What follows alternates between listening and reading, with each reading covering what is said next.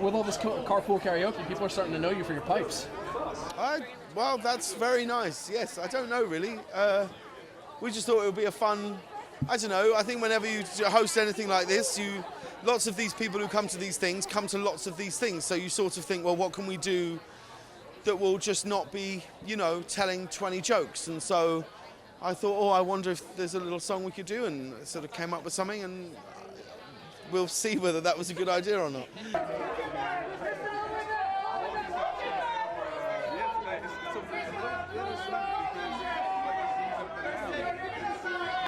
My mom, 3 times cancer survivor, lost my aunt at age 63 to brain cancer.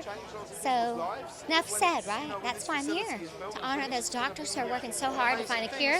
I'm hoping that in my lifetime we see it, and I don't know one person alive has ever been touched by the horribleness that is this disease. So let's just pray that we see it happen.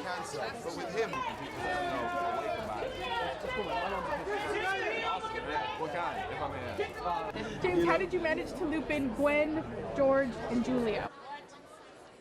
We just asked them, it's no, I don't mean, I mean, it's I don't know, it's quite a successful bit now, like in terms of, they have a wonderful film, which is really brilliant, them and Jack O'Connell, and wanted to promote that, and Gwen, of course, has a great new album out, and I don't know, when did it go out? Like a week ago? I think it's like 20 million views, so it's, I don't know, yeah. I think we just asked if they wanted to do it, because we're always looking for ways where you might be able to make it, what can we do that's different? What can we do that's interesting? How can we, mix it up? And that was a wonderful little 2 minutes of television. I'm proud of all of our show, Have you guys tried to loop in like politicians or?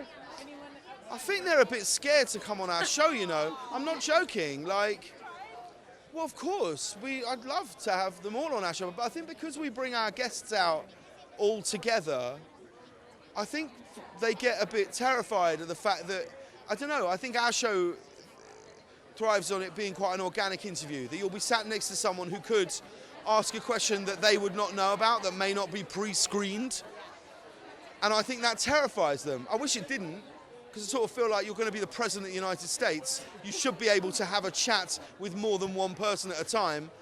But from what I can work out, they're all just terrified of it. And I'm like, well, what are you going to do if there's a war? You know what I mean? You're terrified of sitting next to someone who may disagree with you or want to know about the taxation past. Do you know what I mean? So, I don't know. We'd love them on, but it doesn't, they're all welcome. We'll see. I like James. I knew James before the TV show. He's a football fan, and so am I. So we used to talk football in LA. Yeah. Well, actually, I've been promising to go on the show, so I will at some point. Yeah.